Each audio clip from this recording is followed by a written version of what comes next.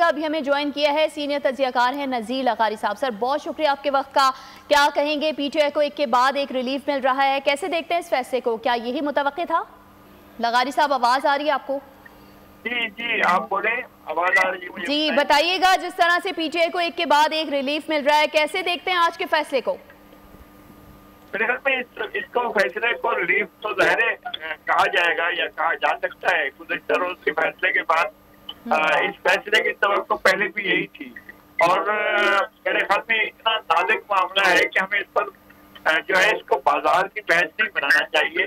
ठीक है, अगर दोनों राजी थे और लेकिन जो उनके शौहर थे वो तो उनके इंतजार के तौर पर काम करते रहे थे। जिसने जाकर कहा कि जी जो है वो मेरा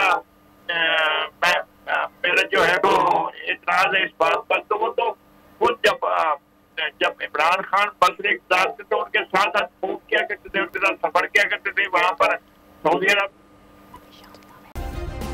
सब्सक्राइब करें और बेल दबाएं ताकि कोई खबर रह न जाए।